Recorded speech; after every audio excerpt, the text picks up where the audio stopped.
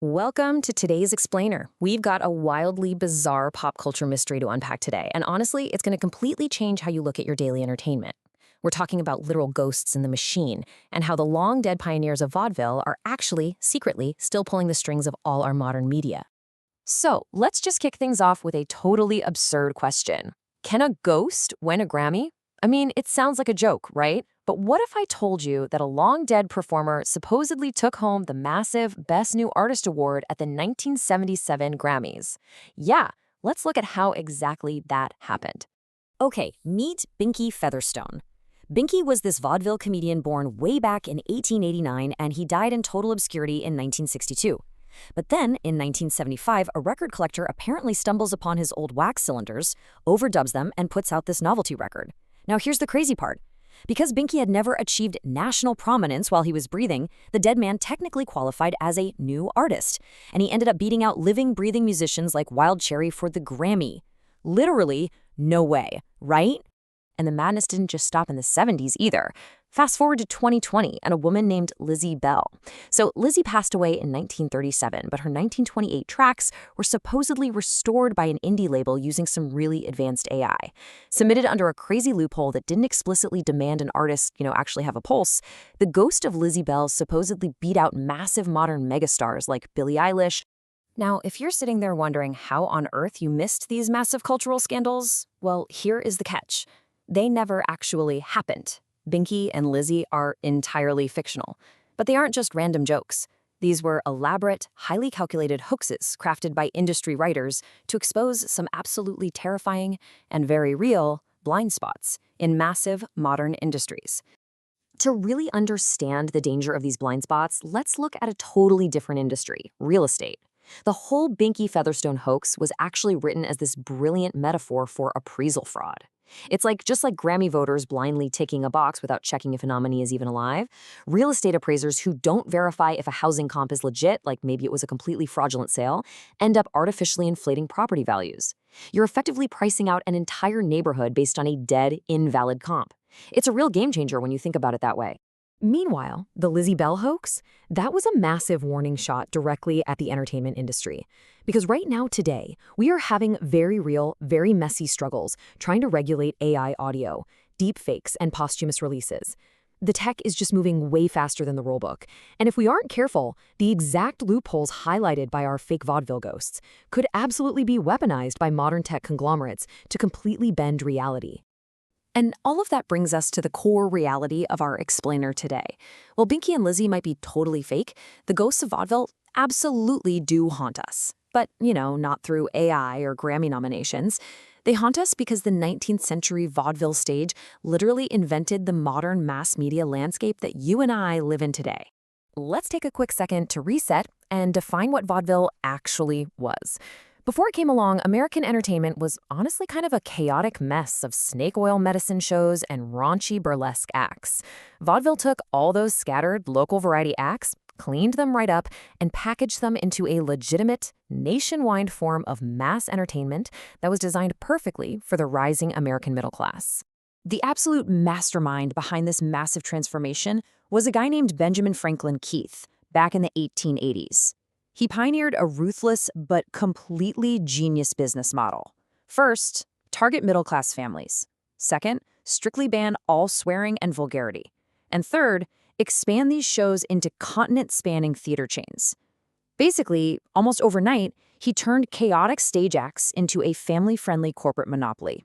Now, what is truly mind-blowing here is how perfectly Keith's 19th century innovations map directly onto the 21st century broadcasting structures we consume every single day. Moral regulation, continuous broadcasting, and vertical integration, those were invented by Silicon Valley tech giants or modern TV networks. No, they were engineered by theater managers over a century ago. Let's break these down. First up, we have moral regulation. Keith demanded pristine, absolutely clean entertainment. He would literally fine performers if they let even a single vulgar word slip, and his contracts even forbade actors from picking up women near the theater. But listen, this wasn't really about personal ethics. It was a highly calculated marketing tactic. By keeping shows squeaky clean, he unlocked the massive spending power of women and children, and he even managed to secure the financial backing of the Catholic Church in Boston.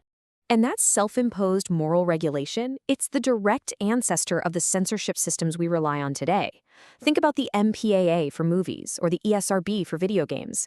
Modern studios will deliberately chop graphic scenes out of a major film just to secure that coveted PG-13 rating, knowing for a fact it opens the doors to a much wider paying audience. Keith was executing that exact same profitable censorship strategy way back in the 1880s.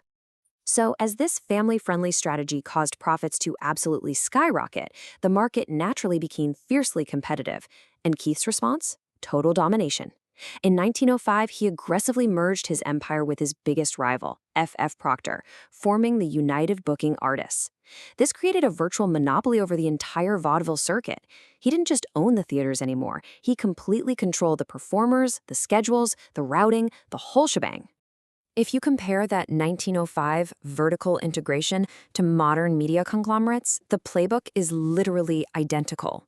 When Viacom purchased CBS or AOL merged with Time Warner, they were chasing the exact same dragon Keith was, expanding their consumer base and exercising ironclad control over both the content and the distribution channels. Vaudeville was absolutely the first art form to treat entertainment as a massive, consolidated, big business. Another massive, game-changing innovation was the continuous show. Starting in Chicago, Keith designed theaters that ran nonstop for up to 12 hours a day, looping the same acts 2 or 3 times. This was such an ingenious, audience-first approach. It meant a working-class laborer could drop into the theater whenever he finished his shift, totally at his own convenience, and instantly receive top-tier entertainment, without having to wait around for a scheduled curtain drop. That Chicago 12-hour stage loop is without a doubt the birth of 24/7 broadcasting. Today, we expect a fire hose of constant streaming content.